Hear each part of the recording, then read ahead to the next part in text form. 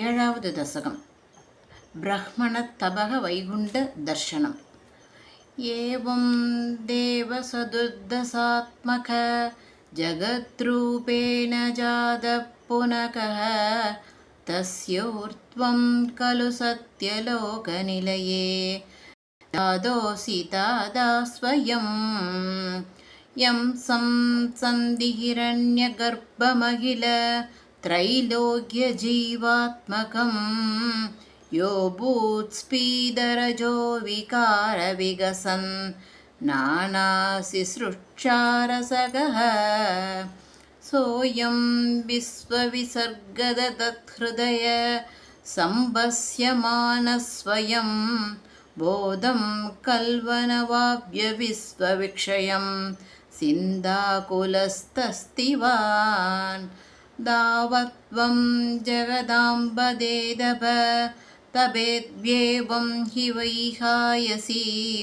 वाणी मे नमसि श्रवस्रदि साकां कुर्वं सबप्रेरणां कोऽसौ मामवदद्भुमानिति जलापूर्णे जगन्मण्डले दिक्षोद्वीक्ष्य किमभ्यनिक्षितवता वाग्यार्थमुद्भस्यता दिव्यं वर्षसहस्रमार्ततपसा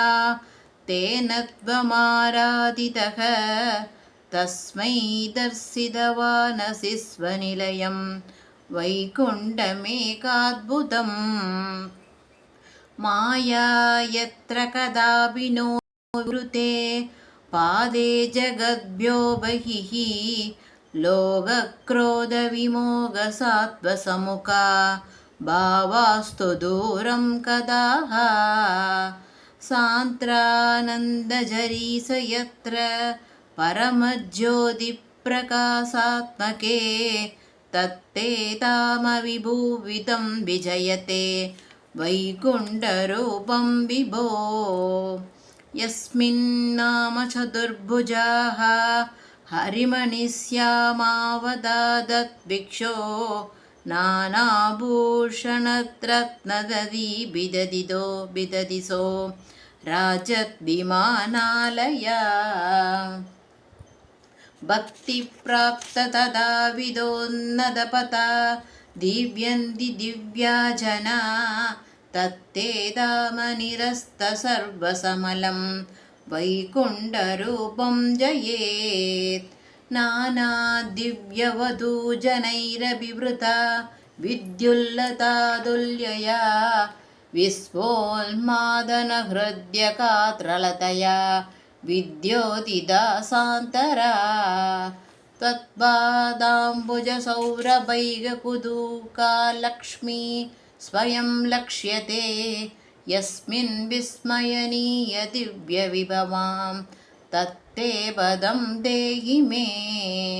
तत्रैवं प्रतिदर्शिते निजपते रत्नासनात्यासितं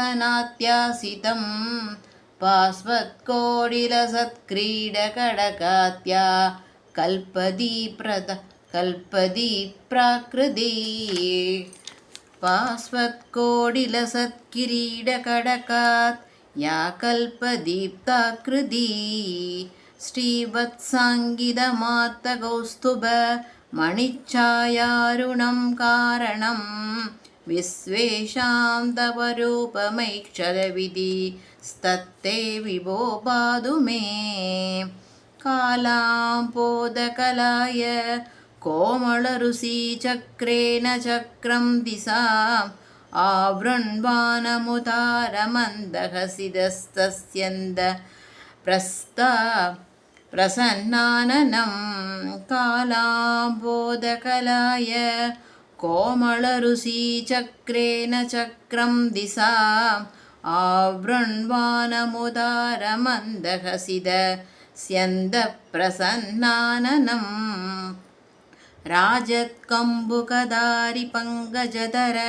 श्रीमद्भुजामण्डलं स्तुष्टुस्तुष्टिकरं बभुस्तव विभो मत्रोगमुद्वासयेत् दृष्ट्वा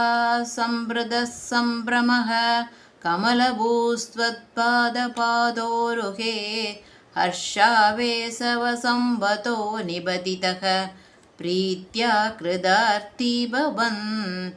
जानास्येवमनीक्षितं मम विभो ज्ञानं तदा पादय त्वयिदाद्वैतभवत्स्वरूपपरमित्या षष्ठदं त्वां भजे आदाम्रे चरणविनम्रमददं हस्तेन हस्ते स्पृशन् पोदेस्ते पविधानसर्गविधि विर्बन्धोऽभिसञ्जायते इद्याभाष्यकिरं प्रदोष्य निधरां दच्चित्तकूटस्वयं सृष्टौदं समुदैरयः स बहवन् னுல்லாசயோல்லாகதாம். நமஸ்காரம் எல்லாருக்கும். நாளைக்கு 8வது தசகம் பார்க்கலாம்.